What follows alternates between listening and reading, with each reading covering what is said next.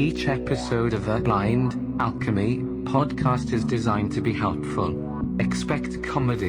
Do not expect consistency or sense to be made. I am Podbot. I was inspired by the Lion Goat podcast. Listen to that show. We must apologize for the audio quality in today's episode. There were some technical difficulties. Today's episode continues the interview with philosopher Buck Johnson and the discussion of the fifth hermetical principle of rhythm. Yeah, we're talking about the monks that levitated over, I don't know, half a meter thick boulder, feet in the air. So let's get into that. I'm not sure. Hello and welcome to the Isle of God. Sailing across these streets. I'm not kind of like live from the sea. All right, folks. Hello and welcome to the Blind Alchemy Podcast. I am your host, the Blind Alchemist, and I am coming at you live from the kitchen with this rendition of reality as we know it. We are all one, and there is nothing new under the sun that shines down here upon the island of mind, which is somewhere adrift in the sea of frequency that creates all of reality. You see, we are connected through this energy. As we point ourselves toward alignment with truth and love, if there are such things. Now, I would like to thank you for joining us today. Ladies and gentlemen, today's topic is the hermetic principle of rhythm. And with us is Buck Johnson. Hey, Blind Alchemist. Good to talk to you again. How you doing? Oh, wonderful, wonderful, wonderful. We've got all the leaks and the holes and plugged in the Isle of Mind, our ship. I'm glad to hear it. Glad you're here with us to discuss the principle of rhythm. Principle of rhythm. Everything flows in and out. Everything has its tides. All things rise and fall. The pendulum swing manifests in everything. The measure of the swing to the right is the measure of the swing to the left. Rhythm compensates. It's great to be back on the episode. I'm excited to talk to you about the idea that the measure of the swing to the right is the measure of the swing to the left. Rhythm compensates. I think that just implies a cycle. I think there is a secular nature to it, and that's the rhythm. I agree. That makes sense. If you think about a sine wave, the crest of the wave above the graphical line, or the wave of the sound, is its rhythm is its frequency, right? And then, but what I think they're talking about here is how that, if you zoom out that lens to the much wider realm, the idea of rhythm, of like the rhythm of the breath, or the rhythm of the cycles of the earth, or the rhythm of the circadian rhythm, the length of the day, the period of the earth revolving around the sun, or the period of the earth revolving around its axis. Now, I do think it's interesting that they say the measure of the swing to the right is the measure of the swing to the left, as if that there's some type of pendulum that is equal in its rhythm. I think defies the basic principle of entropy. I think with each revolution or each swing, the pendulum actually swings less in each direction, not equally. I think that's... The pendulum swing is mutable. That's not the right word. Is you can negate the effects of the swing from the left to right. The example that was used in some of the stuff that I was looking at during preparation is was this lady who won the freaking lottery. She didn't win it once. She won it like 3 times. Millionaire, boom, instantly. And poor, instantly. Each time she won. So if you don't know how to navigate the rhythm, you're going to lose what you've gained and be back where you started. And does that make sense? Yeah, I would say it's an interesting example. I think we have to pull it into a metaphorical sense if we think about that as a rhythm, but like the ideas of behavior modification, how we direct our energy and our life and our behavioral choices. Like if we want to think about the idea of karmic influence, like if you don't try to control your behavior, or if you don't, I'm saying control, but what I'm really trying to say is master, perhaps? Yes, master. That's more what I'm trying to say. I mean, And Therein, right there, that's the root of this whole thing, right? Master of the self. Yes.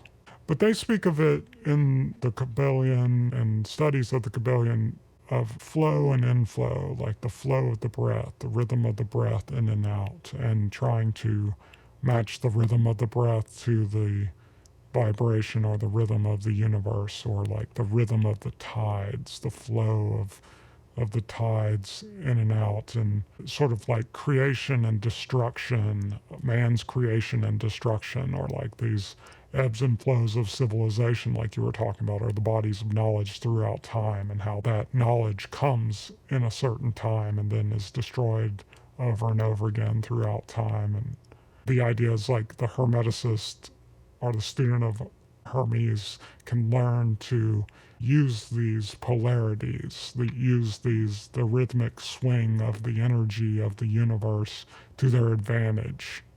I think it's interesting that, like if you focus your mind on the rhythm of the world around you, then you can learn to not only match those rhythms to feel the best or get the best sense of life, the best satisfaction out of life, you can also learn to harness that rhythm to your advantage, to manipulate the rhythm around you so that the rhythm of the world is better for your circumstance. So, like in the case of the woman who's playing the lottery, once you win, you don't keep playing the same game. You have to learn to use that win to your advantage and learn how to invest for your future, maybe, instead of spending your money on lottery tickets. Right. I don't know how she would lose the money as fast as she won it in a rhythmic sense, or how she would win again since the odds are against her, but I do get the point that you're trying to make. And I think that's something they were saying that that's why wealthy people stay wealthy, because they understand how to negate the rhythm enough to maintain their wealth. But eventually, after they're dead, Negate or control, do you mean control the rhythm? yeah, negate the negative effects of the pendulum swing. Ah, Eventually, somebody in that family is going to lose all that damn money because they don't know what the people who gained it and maintained it knew.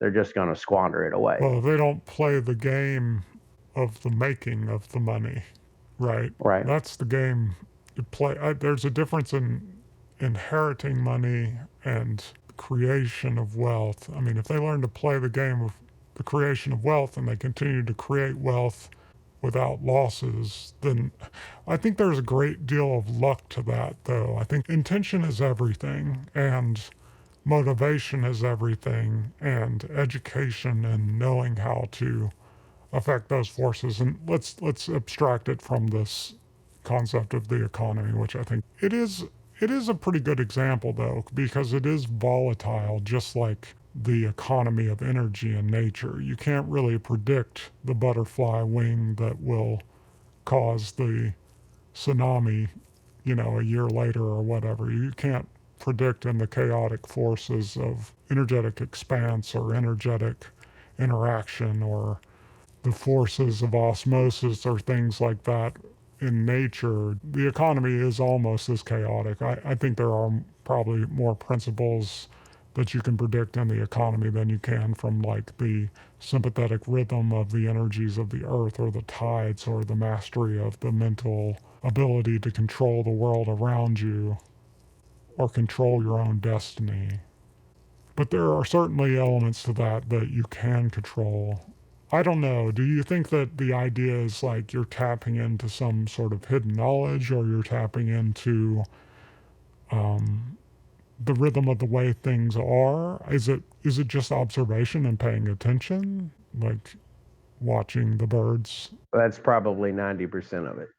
Most things do not require a lot of effort. You just have to understand how they work, if that makes any sense. Or maybe even observe them and work with them rather than working against them. Yeah, against them. There's Right. so many different inventions and machines and methods that man uses to make the world the way he wants it to be, that are started simply by observing the way that nature has already solved that problem. And I think those are the best solutions that work the best and have the most effect. It's when we try to solve a problem without really observing the world or around us and just sort of, you can take down the giant wall in front of you by using a massive amount of explosive. That'll cost you a lot. There's a great expense. And then, yes, it solves the problem quickly, but you might knock down the whole mountain, or you might cause more damage than you intended, and then you have to clean up a mess, or maybe there's a great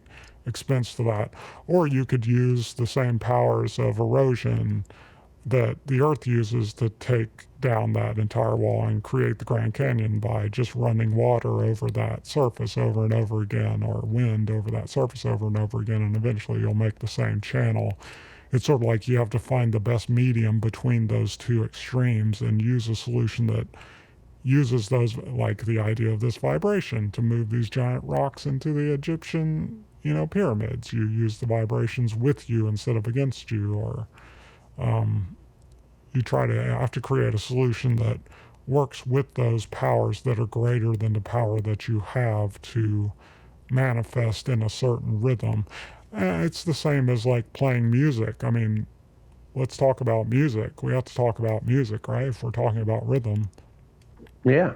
If you play your own rhythm against the band, it's harder to make music with the band. But if the bass player plays with the drummer and adds here and there to that rhythm, then it sounds tight. It sounds together. And then you bring in the other instruments to play in the same key. If everybody played their own key, then it would sound like chaos. And sometimes that can have great effect in music, but usually that only has great effect if you release that tension and go back to the same rhythm, or, you resolve the chord by going back to the same key. So working together has a greater outcome than working against each other, unless you use that working against each other to create an effect to get back to the resolution of working back together. So harmonious cooperation. Exactly. Talk more about that. I'm trying to remember a quote I read the other day, and I can't remember what it is. It was something about the difference between competition and cooperation. Yeah. Competition being bad and cooperation being the key to what you need to do. And that's a weird thing. Our society is based on competition, and it really shouldn't be. I think it's a problem with the way certain people focus on education. I think it's one of our areas of politics where we rub against each other. There are certain parts of society where the idea of cooperation is promoted, and we do see great success in that. There are great things that we've accomplished through cooperation. I would say the greatest things that we've accomplished have all come through cooperation. But there's this idea that competition breeds innovation, because if you have to fight against someone, then you're going to think outside the box to come up with a new solution. And I think there is some value to that idea, but I think the idea that we'll achieve more through competition is wrong. I think there's no way that we'll ever achieve more through competition than we'll achieve through cooperation, and all great things that we've accomplished have come through cooperation. Yeah, totally. I think mankind forgets that we are not separate from nature. We are actually part of nature. Yeah. And we try so hard to be separate from it because we're not animals. We're human beings, but we're really just animals pretending that we're smarter than we really are. Yeah, I completely agree with that wholeheartedly. I think that there is nothing that is not natural unless we're talking about things that are supernatural. It's all natural because we are nature. We are part of nature, and all that we do is part of nature. But there's that sort of nuance of distinction of semantics that humans always run into. We love to use concepts and language that are simplistic to explain complicated things. so that we don't have to think about all the complicated parts of complicated things. We say things like, man-made things are not natural, when what we really mean is the hyper amount of focus and actions or energy man has to expend to create these things are not the same sort of creative factors that we see from other animals or from other parts of nature. Now we will take a break for some advertisements. Please support our sponsors. Your product goes here. Anything and everything good to say about your product, we'll say it right here, right now. And now, back to the show. But I would argue that there are very few things that we can invent or create without some reflection upon the natural world. Everything we've ever made, we made because we looked at something in nature and we thought to ourselves, I wonder if I could do that same thing this other way with this other material to accomplish a similar goal, right? Mm-hmm. So I would argue that it's all natural, but applied incorrectly? Well, it's applied incorrectly if you look at things like the way our agricultural system works, or the way our economy in a capitalist society works, or the way that our medical system, or the way that we use fossil fuels. There's nothing unnatural about fossil fuels, or even the act of burning fossil fuels to release great amounts of energy. But the fact that we do it in a way that doesn't cooperate with the natural rhythms of the cycle of the air and water cycle, or the production of those fuels. If we did it in cooperation with those cycles that produce those fuels, then we would not have a problem of massive pollution. We would generate them at the same rate that we destroy them, like the way the fungus eats the dead tree at the same rate that new trees grow in the forest. And the dead tree that the fungus eats and creates a bunch of nutrients out of is reused by the roots of the new tree to grow the new tree, right? Mm-hmm. If we created fossil fuels at the same rate that we burned fossil fuels, or we made a way of burning them that didn't cause toxic fumes, which we could do, then we wouldn't have the problem that we have. But, that's the problem is short-sightedness. Yeah. It's like the whole process got to, well, that's good enough for now. Let's just keep making money and never go back. Exactly. That's good enough for now. And then somebody learned how to make money out of it. And then they learned that they could control the entire, all of the governments of the earth because they made so much money. That's where that broke down. They just got out of rhythm. If they would have stayed in the rhythm of the natural processes of creating it and not fallen into the trappings of I could have massive control and massive wealth, I think you're right about that. I think that was where that all broke down. It became a greedy sort of I can control everything. I don't know. I've been reading Upton Sinclair's book Oil, about this big oil boom and how the town split up all the land when they first discovered oil because they were trying to speculate and sell the land at the greatest amount of money. And there were certain people that kind of understood how the real estate market worked, and they presented this opportunity to the people to say, you could sell your lot for twice as much as lots are selling now. And if we parcel it out in these certain acreage sizes, then you can make the most amount of money. But what they didn't tell the people is that they were going to measure from the center of the road to the edge of the lot instead of from the edge of the lot to the center of the lot.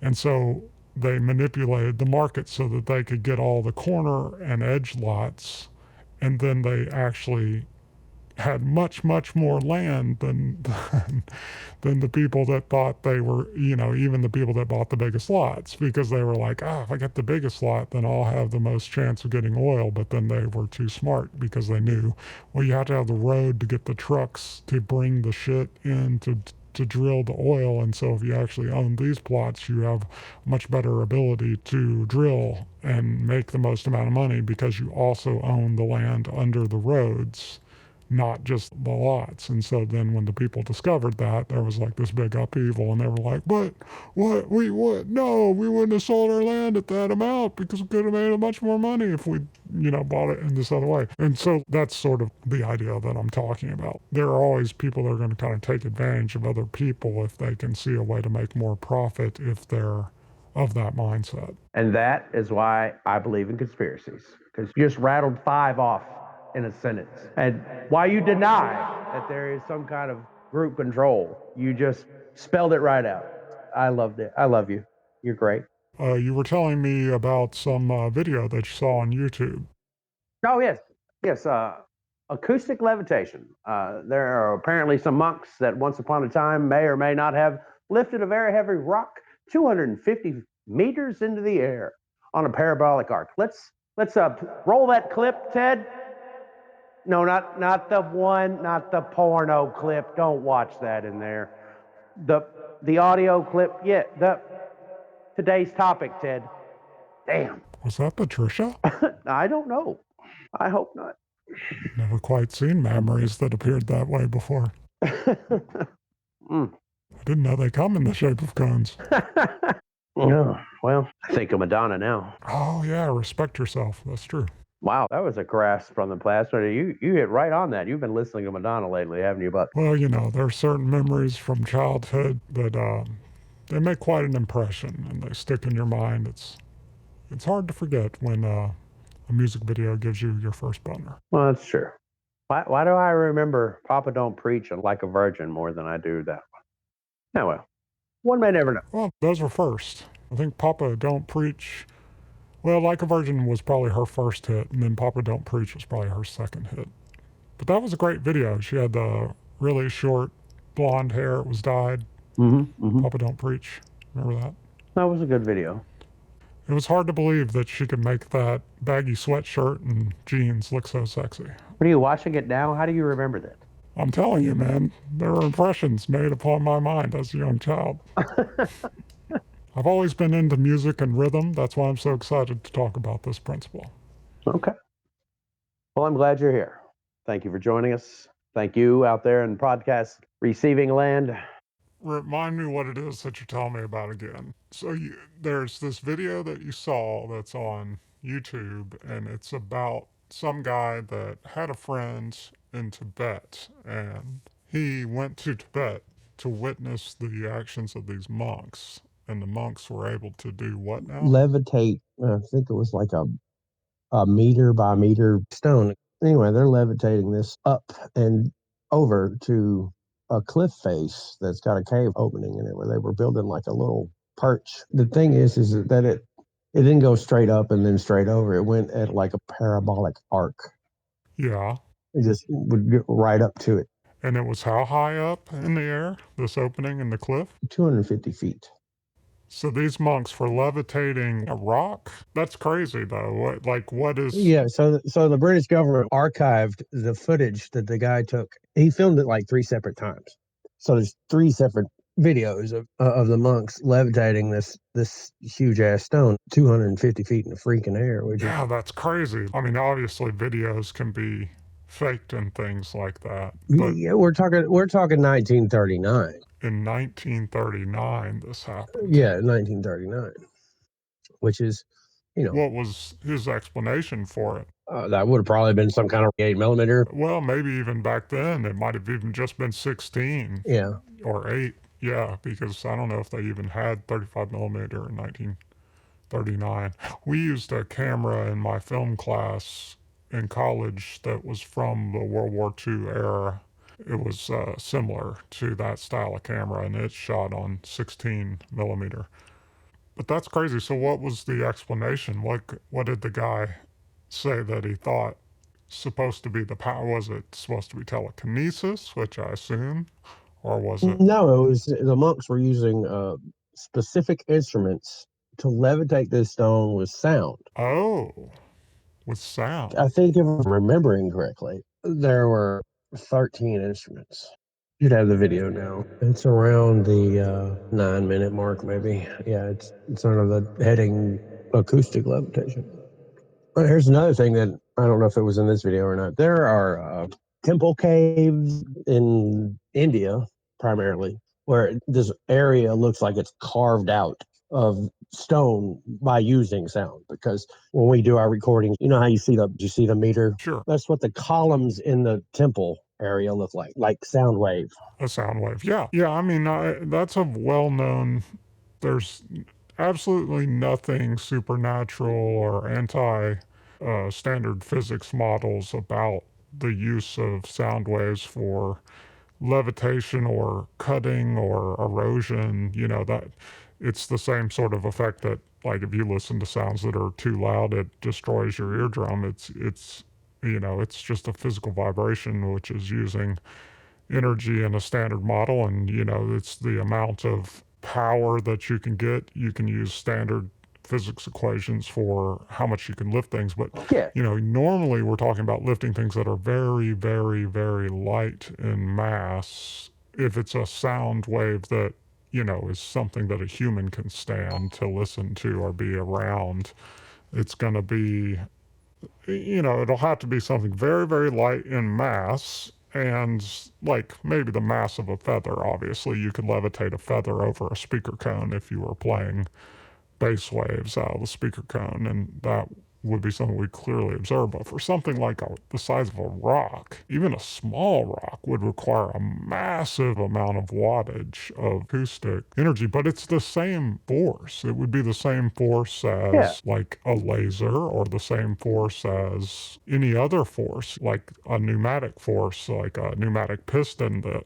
uses, all of energy is the same energy.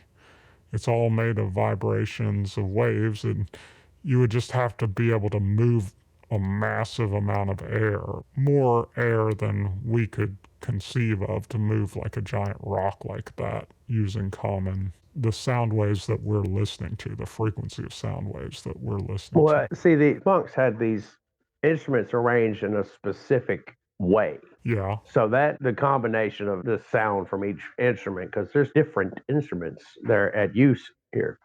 So whatever that arrangement, I think it was in an arc. Anyway, roll that footage.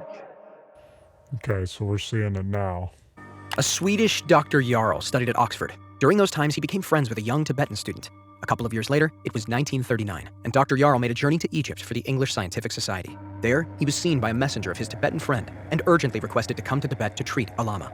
Dr. Jarl stayed there for some time, and because of his friendship, he learned a lot about the Tibetans. One day, his friend took him to a place in the neighborhood of the monastery and showed him a sloping meadow in the northwest by high cliffs. A big hole was visible in one of the rock walls at a height of about 250 meters. Monks built a rock wall on a platform in front of this hole. By using ropes, the monks lowered themselves from the top of the cliff to this platform.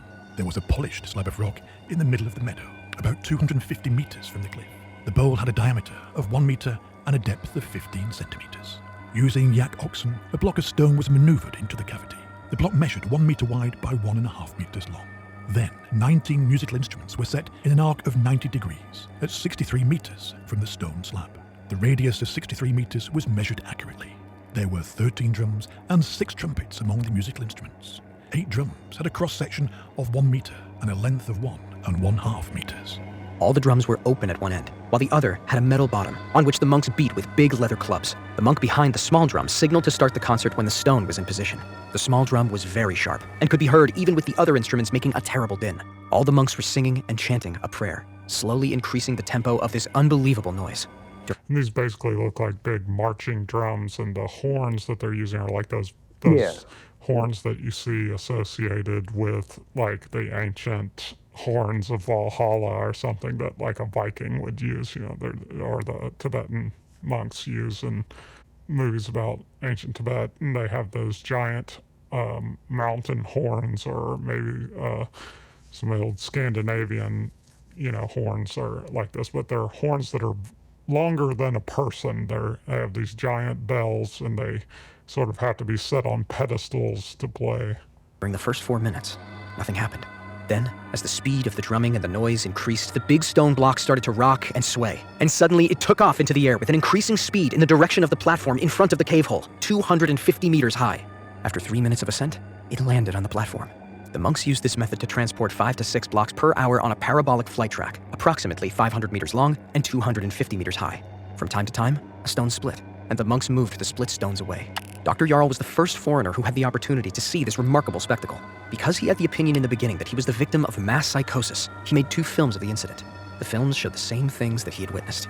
The English society for which Dr. Jarl was working confiscated the 2 films and declared them classified. This action is rather hard to explain or understand. Monks used musical instruments to levitate the stones from their place. The harmonic tuning of the drums and trumpets with the loud chanting of the priests added to the combined effects created an anti-gravitational effect and jolted the heavy rocks. Now we will take a break for some advertisements. Please support our sponsors. Your product goes here. Anything and everything good to say about your product, we'll say it right here, right now. And now, back to the show. All right, I get the idea there. I'm going to call absolute bullshit on that. Oh, yeah. Of course you would. There's zero possibility that will work. I think that I disagree. I disagree because, as smart as we think we are now, we're nowhere near as smart as mankind once was. We're just technologically advanced. We rely on gadgets, not, actual science. I don't know. I mean, I think that we're smarter now, than we've ever been, because all of our knowledge before we add on to with the knowledge we have now. But I do agree, like we've talked about before, that there are like those natural rhythms of society, of ecology and mankind's evolution of thought that, civilizations build and fall. I don't know. It's possible that there were civilizations before now that had a greater body of knowledge. I think that's true. But I fully agree with the concept that if you create a rhythm that is the resonant frequency of some solid structure, and you repeat that rhythm at the right vibration over and over again, that you can do massive amounts of force. Like, just look at structures like their bridges, which have been clearly trampled by earthquakes, and think about the power that an earthquake has, how it can rip everything on the ground to pieces and lift entire mountain ranges out of the ground. That is the exact same force that this video is claiming that they're using, right? A resonant rhythmic frequency that they're creating. And I believe that it's true that you could make the giant boulder explode, or that you could make the giant boulder lift up off the ground and levitate a couple of inches.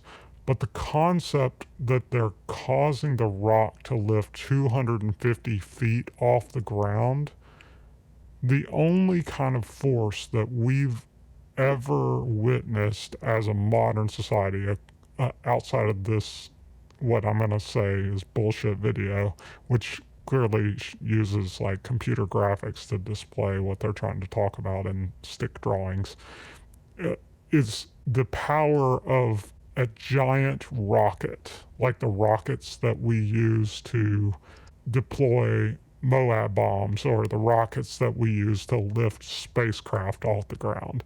And that requires such a massive amount of heat and force. You can't be within a mile of the base of a rocket when it's going off the ground. It just takes that much force to lift a massive rock, even if the rock's made of like sandstone or limestone and is incredibly light compared to the volume that they're showing. They're showing a volume of something 5 cubic meters, something like 15 feet in diameter. That would weigh thousands of pounds. So the only reason you can lift like a giant aircraft that weighs thousands of pounds is because you use the upward force of a wing so that you have a pressure gradient. And they're suggesting that they're creating a pressure gradient by having several horns and several drums beating at the same time. I believe that that could lift it maybe an inch, but I do not believe it could ever get anywhere close to lifting it 250 feet. I think you would have to have some other massive amount of force. Abdul Hassan Ali al-Masudi, an Arab historian from the 10th century AD, wrote about ancient Egypt and the methods he alleges they used to move massive stones, including those used to build the pyramids. He claimed that a magic papyrus imprinted with symbols was placed under each rock, after which a metal rod was struck against the stone to initiate the levitation process. According to al-Masudi, the stone would be guided along a fenced path with metal poles. Some believe these poles could have been used to create high-frequency sound vibrations, which would have been responsible for creating the levitation effects. Outside of this written testimony, which is open to interpretation, there is no direct evidence to suggest the pyramids were constructed by acoustic levitation. Now, the idea of moving the stones for the Egyptian pyramids along like a rolling log and using acoustical energy to help you out with that, I can get behind that concept because we're only talking about creating a lift of a couple inches, separation of millimeters. Yeah. But the idea of lifting a rock 250 feet off the ground, that's completely impossible. Unless we're talking about some supernatural force that maybe we don't know about. If we're talking about some sort of spiritual mind telepathy. Well, they were monks, so God only knows what kind of powers they had access to.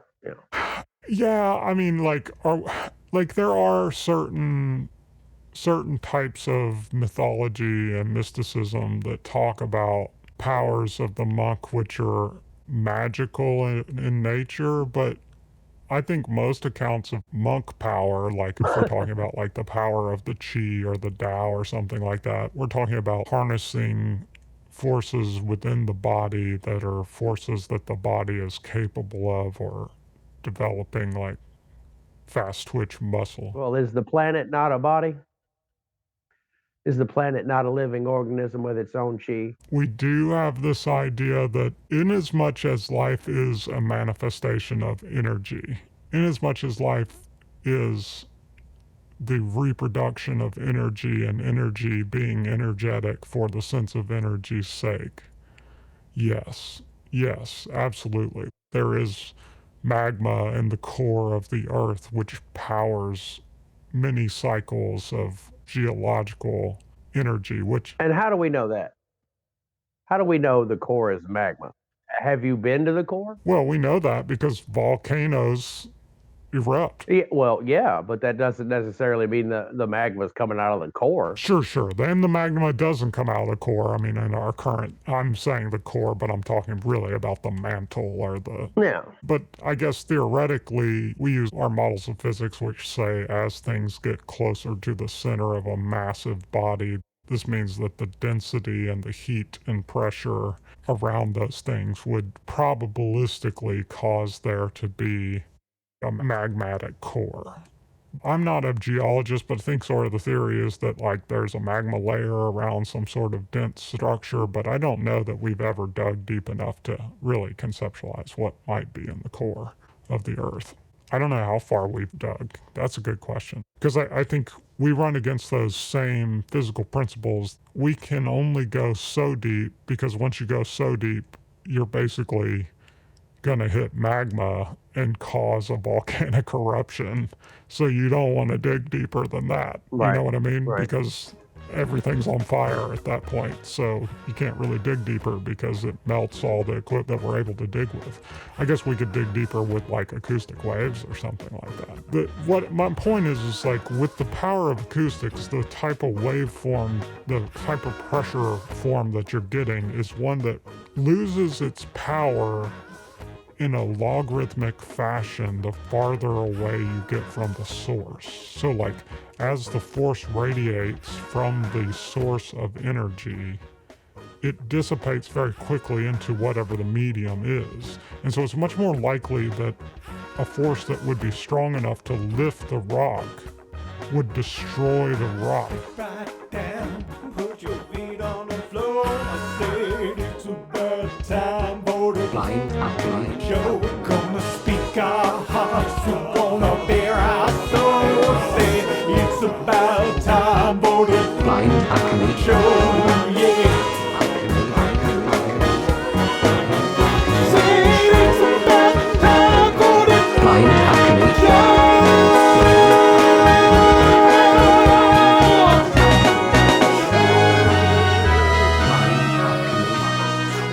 why a rocket works is because you put that force aimed against the earth, down against the earth, and it's the equal opposite reaction that forces the body up. But you're talking about a chemical combustion process. You're not talking about sound.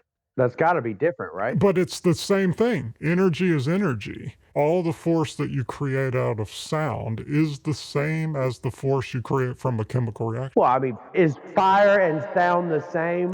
Yes, it is fundamentally the same, but different wavelengths, different vibrations, different rhythms of the same material. Because all of the physical properties, light, sound, heat, magnetism, they're all the same force. The only, there's theoretically a different force that's called gravity, but that's just theoretical. We have proof of gravity through experimentation, observation, but when it gets down to it, there's nothing that says that gravity isn't just a different vibrational frequency of the same thing that we call electricity or energy or light or heat or sound. These are all in the same spectrum. Here's something interesting about fire. They used to say that there was a spirit in fire, that fire was alive in its way. But now that science has found out that there is a bacterium that only exists inside the flame in the act of combustion. So there's like life in the flame. You mean a type of bacteria that's able to withstand incredible heat, like the type of archaebacteria that live in like the magmatic vents of the ocean? Is that what you're talking about? Or are you saying when you light? I don't know. Fire is the combustion of typically oxygen, carbon, or it's some sort of gas. Whenever some sort of gas has such an energetic reaction with, usually it's oxygen that makes a fire burn, but there are other gases that burn. Obviously all gases can burn, but when we're talking about fire, like lighting a campfire, what we're talking about is the carbon in the wood is reaching such a temperature that it's causing the oxygen around the wood to spontaneously combust, and it's an exothermic reaction which causes heat to be released, and flame is typically like a secondary reaction to the release of the heat.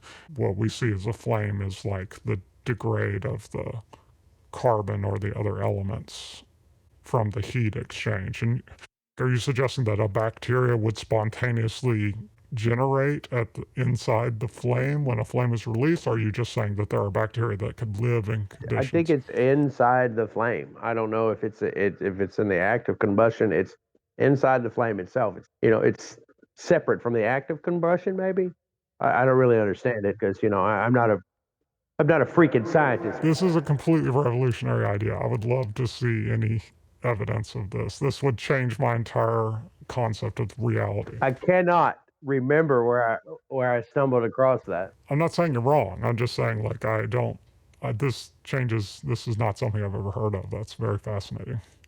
Should definitely check out the Ancient Apocalypse by Graham Hancock. There's a show on Netflix. There's some very interesting stuff on that. Okay. Very, very interesting.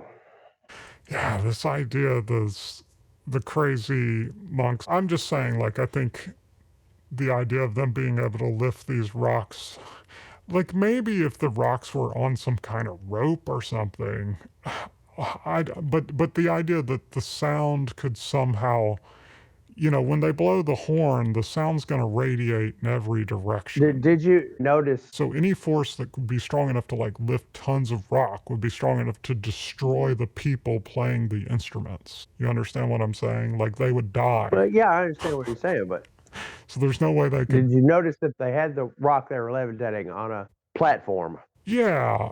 The platform may be a factor that plays into it. I don't know, because we're working off something from the 30s, dude. I mean, I think you're absolutely right. It would have to play into it, and they got the resonant frequency of the platform through the drumming and the horning and the chanting. I mean, unless the concept is like like you said, they're somehow harnessing the power of the earth or the chi or some spiritual power which is different than, which of course is what we talk about with all these different principles of hermetics. Like what is the difference between the power of spirit versus the power of earthly or physical universe energy? And if it is some other frequency or some supernatural non-physical realm power that they're supposed to be harnessing or using, that's a different sort of thing. I got the impression from the video, that the very short part that I saw, that they're talking about harnessing the physical acoustical energy. I'll watch more of the video though and see if I get more out of it. Definitely back it up to the part where they talk about the Rife machine. Yeah. Dr. Rife built that machine and he was killing cancer with acoustic vibration, basically. Yeah, they do that now. Now we will take a break for some advertisements. Please support our sponsors. Your product goes here. Anything and everything good to say about your product, we'll say it right here, right now. And now, back to the show. That's like what we call radiation therapy. There's also acoustic radiation therapy that's used in the destruction of kidney stones. That's how they treat most kidney stones. It's very common to use acoustic waves, and I think there's other surgery that are done using acoustics. That doesn't surprise me at all, the idea of treating cancer. But again, we're talking about like destructive forces rather than direction. You see what I'm saying? Like, yeah, I get where you're coming from. There's two different things there. You're talking about breaking something down with sound and lifting something up with sound, but it's got to be a pitch or a frequency difference, because in the part where it talks about the Rife machine, it breaks down the difference between the frequencies of the cancer and the sound, that it's like so many octaves above it. I can't remember, but yeah. Well, it's over a short section. It's like a minute long. Let's watch it. Let's just listen to it right now if you want to. yeah. In the 1920s, an American scientist named Dr. Royal Raymond Rife developed a Rife frequency generator machine. The Rife machine produced low energy waves. These waves are also called radio frequency electromagnetic fields. They have low energy compared to X-rays or radiotherapy, which have high power. Today, using low energy waves as a treatment is less common, but there is some research on it. Dr. Rife experimented by introducing the BX virus into rats, which caused the rats to develop tumors. He was able to eliminate the tumors by exposing them to their MOR via his ray beam device. In 1934, a USC team of physicians led by Dr. Johnson transferred 16 terminally ill patients from a San Diego hospital to the Scripps estate in La Jolla, California. Here, they were subjected to the frequencies recommended by Dr. Rife for 90 days. Within 70 days, the USC team declared 14 patients clinically cured. The other 2 took 20 days longer. Okay, so That Dr. Johnson? Yeah. 20 days, and then took 90 days basically to cure everybody of the cancers. Terminally ill patients. Now, that guy committed suicide and then burnt down his practice. In that order. I want you to understand that. In that order. Like he burnt down his practice after he was dead? Yeah. Is that what you're saying? That's exactly what I'm saying. That's exactly what I'm saying. That's so conspiratorial right there. How would he do that, right? He was fucking murdered and the information was removed. Because you know how. Oh, I see the point you're making. There's so much conspiracy tied into all this stuff too. It's so weird. Some relative of the guy Rife, I've stumbled across this dude on TikTok. He's rebuilding that machine. The sort of machine that he was using to deliver the acoustic waves to the tumors? Yeah, he's rebuilding the Rife machine. I've stumbled across him on TikTok. I've watched several videos. Well, that's, I'm not really surprised by that idea of like harnessing acoustic energy to do some sort of very local, specific physical response, the idea of cause cell lysis, or maybe it's some idea that you could re-educate the cells that are reproducing. In the case of a tumor, usually what happens is that there's a specific gene inside cells, in the cellular reproduction process that tells the cell, okay, you've reproduced, you're finished, you've accomplished your goal. And what happens in cancer is that center gets degraded as the cells reproduce over and over again. And in the case of a tumor, what a tumor is essentially is the cell just reproduces over and over and over and over and over and over and over and over and over again, and it doesn't have that part that tells it when to stop. And so it just creates a mass, which we call a tumor, of cells that have just over reproduced over and over again. And, that causes various other problems with the body, with inflammation and other things like that, which it uses a ton of energy, and if it's in the wrong location, so that's why the type of cancer becomes metastatic. That's when it becomes a problem. So the idea of maybe you could do something to the cells that are over reproducing to cause them to sort of end that process of over reproduction. Ted? If you continue playing the video, I think they talk about that, how it works. Yeah. The exact frequency that would directly shatter a living microorganism. The magic number finally came from two inputs, high frequency and low. The high frequency had to be exactly 11 times higher than the low, which in music is known as the 11th harmonic. At this 11th harmonic, microorganisms begin to shatter like crystal glass. If I tap this fork, putting little pulses of energy into it, the second fork will also vibrate in sympathy. And if I silence this fork, we just may hear the other singing its tone. We say that I'm inducing a sympathetic resonant vibration in the second fork. It only works because both forks are tuned to the exact same frequency. After practicing until they got efficient at the procedure, Holland began working with a team of cancer researchers to destroy targeted cancer cells. First, they looked at pancreatic cancer cells, eventually discovering these cells were specifically vulnerable between 100,000 and 300,000 hertz. This results in an invitation to spend 4 months in a cancer research lab trying to shatter cancer cells. This is our setup in the lab. You can see the microscope with cancer cells on it. Here's the plasma tube, and here's my little frequency control box. So first we attack pancreatic cancer. Take a good look at this slide, because the next one will look quite different. In repeated and controlled experiments, the frequencies, known as oscillating pulsed electric field technology, killed an average of 25 to 40% of leukemia cells, going as high as 60% in some cases. Furthermore, the intervention even slowed cancer cell growth rates by up to 65%. The team also found success in attacking ovarian cancer cells. Most recently, they tested the treatment against the deadly superbug MRSA, an organism resistant to many common antibiotics. Holland explains that thousands of people die yearly from MRSA, and the drugs usually used against the pathogen are known to have toxic side effects. Incredibly, the frequency therapy eliminated antibiotic resistance, and researchers were able to introduce a small number of antibiotics to kill the bug. Yeah, all of that, the idea of resonant frequencies, when we're talking about viruses or bacteria, which are very, very, very, very tiny, or cells which are very, very tiny, it makes sense that their resonant frequency would be very high, like 300,000 hertz, like what he's talking about, which would, that's way higher than any sound that we could produce with an instrument or even think about hearing. It's several levels of magnitude. But that's a very, very tiny thing, right? So the idea that you could shatter the cell of a very tiny thing by reproducing a very tiny frequency, that makes complete sense. The idea of shattering a giant boulder would require a much, much lower frequency, right? Like very low, because the boulder's very big. Or, unless there are certain elements inside the boulder which are more reactive, like crystals. Crystals within the boulder could have it to have different levels of resonance in the sites where those crystals exist. Like you could destroy a giant boulder if it had a quartz crystal in the center of it at the right angle or whatever. You could cause the boulder to lyse if you could get the quartz in the middle of it to vibrate at a certain frequency. But again, this vibration is going to work in a spherical nature from the center, like the epicenter of vibration outward, like the epicenter of an earthquake. As you move farther away from the epicenter, the damage that the earthquake does is much less the farther you go.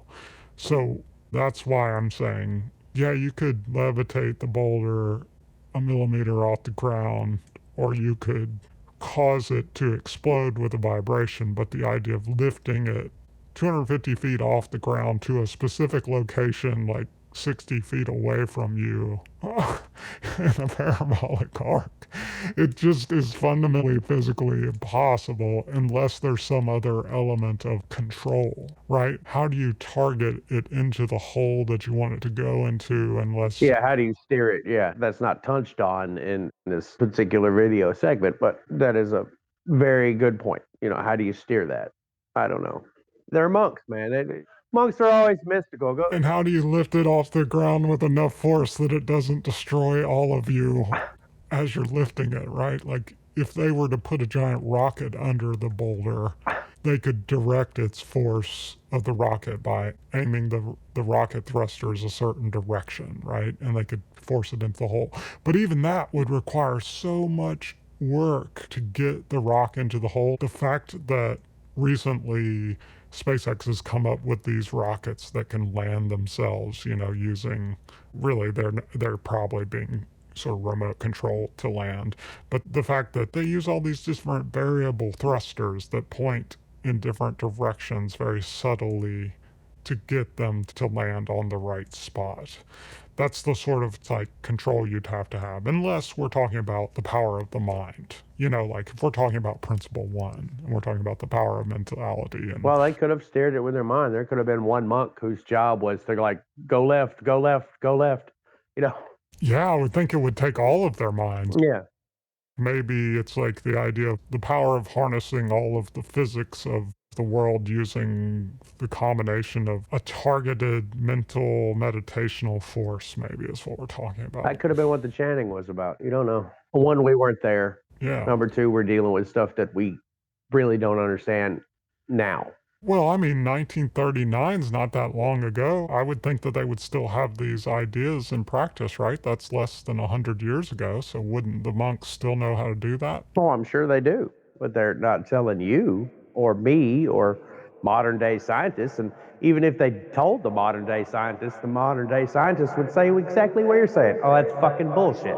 It's fucking possible. Maybe, yeah. Because we're operating on now's understanding, and now's understanding is completely different than 1,500 years ago.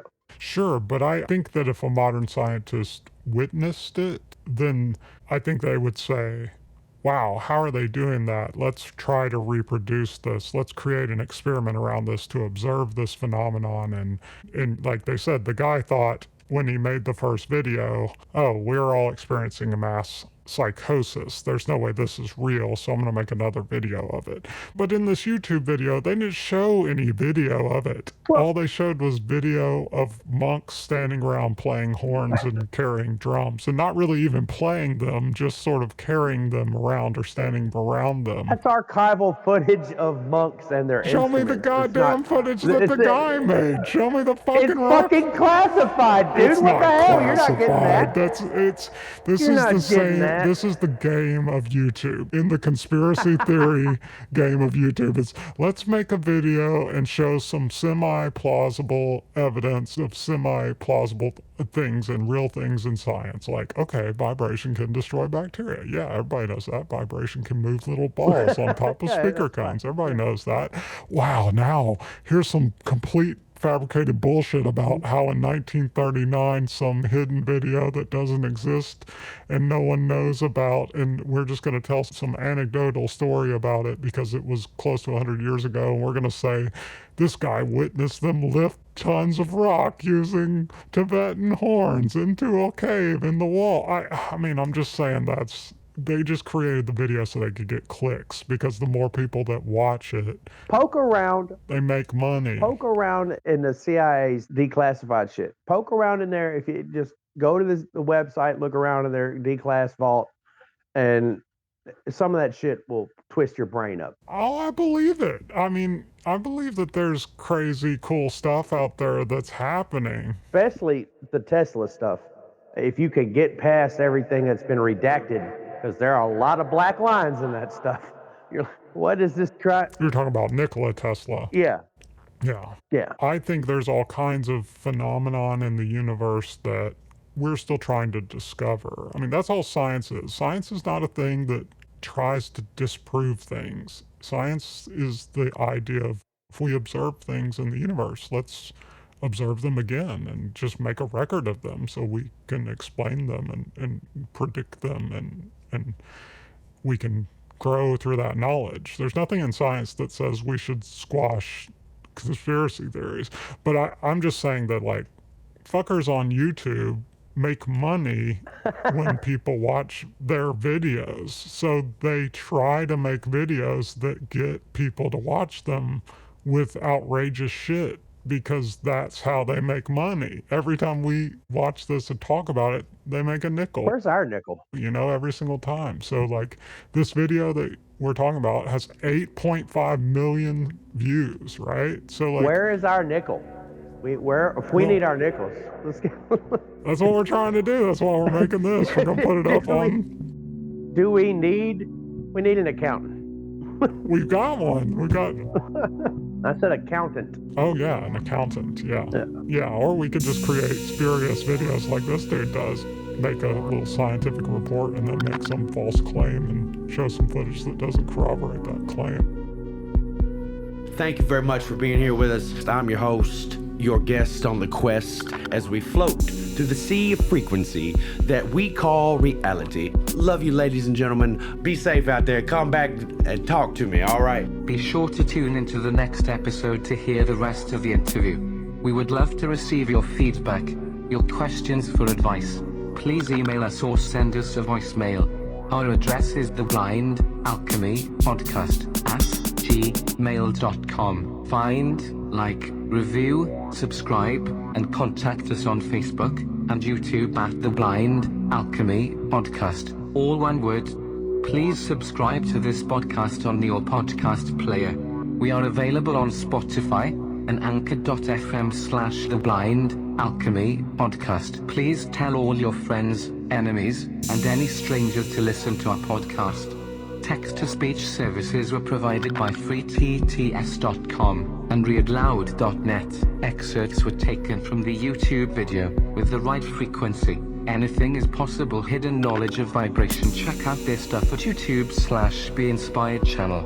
We would like to extend a special thank you to the world's greatest musicians, sound designers, and engineers at Hairline Productions for their help with the composition, performance, editing, production, and recording of both the original music and today's show. Please like their content on SoundCloud.